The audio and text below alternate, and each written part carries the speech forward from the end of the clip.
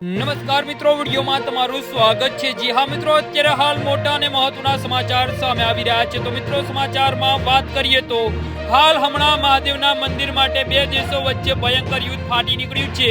Russia, Ukraine અને Israel Palestine વચ્ચેનું યુદ્ધ શાંત નથી થયું ત્યાં જગત એક નવા યુદ્ધનું સાક્ષી બની ગયું છે। દક્ષિણ પૂર્વ એશિયાના બે પાડોશી દેશ કંબોડિયા અને થાઇલેન્ડે એકબીજા પર હુમલો કર્યો છે, એકબીજા ઉપર હવાઈ હુમલા કર્યા છે।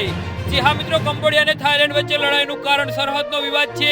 1863 થી 1953 સુધી કંબોડિયા પર શાસન કરનાર ફ્રાન્સ દ્વારા 1907માં આ જમીન સરહદનો નકશો બનાવ્યો હતો, જેને લીધે 11મી સદીમાં બંધાયેલું પ્રી વિહાર મંદિર કંબોડિયાની હદમાં જતું રહ્યું હતું। તે મંદિરને કારણે થાઇલેન્ડના નકશામાં ઉગ્ર વિરોધ કર્યો હતો। જી હા મિત્રો, અત્યારે હાલ મોટા અને મહત્વના સમાચાર સામે આવી રહ્યા છે। આ વિવાદ વધી જતા 1962માં ઇન્ટરનેશનલ કોર્ટ ઓફ જસ્ટિસ દ્વારા નકશાનું સમર્થન કરાયું હતું। નોંધનીય છે કે પ્રી વિહાર મંદિર ભગવાન શિવને સમર્પિત છે, જેના કારણે બંને દેશો વચ્ચે લડાઈ ચાલુ થઈ છે। બંને દેશ વચ્ચેની લડાઈમાં ઓછામાં ઓછા 9 નાગરિકોના મોત થયા હતા અને 14 લોકોને ઈજા થઈ છે। થાઇલેન્ડના વિમાનોએ વિગ્રહ મંદિરના કારણે વિવાદ સર્જ્યો છે। જી હા મિત્રો, તો આના વિશે તમારું શું કહેવું છે તો નીચે મારી કમેન્ટ બોક્સમાં જરૂરથી જણાવજો। ધન્યવાદ।